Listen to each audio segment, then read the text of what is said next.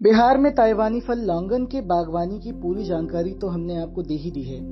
आज हम आपको इस फल के औषधीय गुणों के बारे में भी विशेष जानकारी देने वाले हैं। जानकार बताते हैं कि इसका सेवन आप में रक्तचाप, स्किन से संबंधित समस्या, शरीर में दर्द एवं सूजन की समस्या, अंदरूनी कमजोरी तथा खून का न बनना तथा कैंसर होने के खतरे को कम करता है।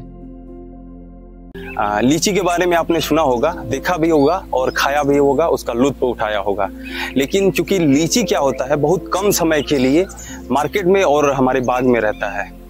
लगभग 1 महीने तक वो रहता है और जून खत्म होते होते लीची भी मार्केट से खत्म हो जाता है। लेकिन लीची का जो अगर सब्स्टिट्यूट के तौर पे देखा जाए तो उसी प्रकार से रसीला एक फल है जिसको हम लोग बोलते हैं लोंगन। लोंगन जो है वो जुलाई में इस फल पक के तैयार होता है। जब लीची नहीं होता है तो उस समय लोंगन पक के तैयार होता है। बिल्कुल लीची की तरह होता है, हालांकि कलर में उतना लाल या अट्रैक्टिव नहीं होता है, आकर्षक नहीं होता है, लेकिन उसी की तरह रसीला होता है। इसमें गूदे उसी प्रकार से होते हैं, बीज भी उसी प्रकार से होता है। कह सकते हैं कि ये लीची ग्रुप का ही एक फल है।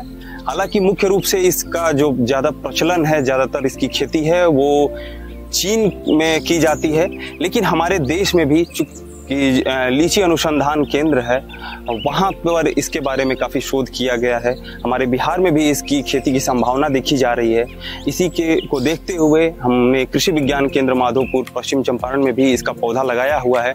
तो आप देख सकते हैं कि इसमें कुछ टहनियों में अभी पौधा काफ़ी छोटा है, 2 साल का ही लगभग ये पौधा है। इसमें कुछ गुच्छे में फल लग गए हैं और जुलाई में इसके फल पक के तैयार होंगे, तो इसको हम लोग लगा सकते हैं। तो किसानों के लिए, खास करके पश्चिम चंपारण के अगर किसान है या बिहार के जो नॉर्थ बिहार के किसान हैं, वो लीची के बाग लगा रहे हैं और लीची को चाहते हैं कि लीची की तरह ही फल मिले और कुछ समय बाद तक, जुलाई तक भी लीची की तरह आनंद लिया जाए, मार्केट में उसका सब्स्टिट्यूट दिया जाए। तो लोंगन की खेती किया जा सकता है। लोकली इसको लोग लौंगिया फल भी कहते हैं। और इसको जो लगाने का समय, उपयुक्त समय होता है, ये मानसून का ही समय होता है। जून जुलाई में इसको सफलतापूर्वक लगाया जा सकता है।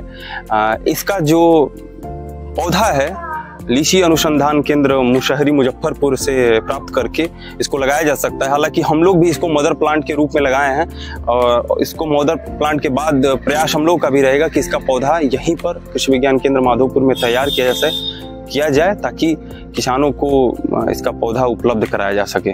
किसानों को ये मेरी सलाह हो सकती है, सुझाव हो सकता है कि लोंगन को बगीचे के रूप में लगाया जा सकता है, क्योंकि ये हमारे यहाँ की मिट्टी में इसके लिए जो लगाने का उपयुक्त मिट्टी होता है वो थोड़ा सा जो अम्लीयता की तरफ मिट्टी होती है, जिसका पीएच मान 5.5 से 6.5 के आसपास रहता है, उसमें ये सफलतापूर्वक लगाया जाता है। जिस प्रकार की मिट्टी हम लोग के पास है उसमें इसको लगाया जा सकता है। तो निश्चित रूप से ये मेरा सुझाव रहेगा कि किसानों के लिए काफ़ी फायदे का सौदा साबित हो सकता है, तो वो इसकी खेती कर सकते हैं।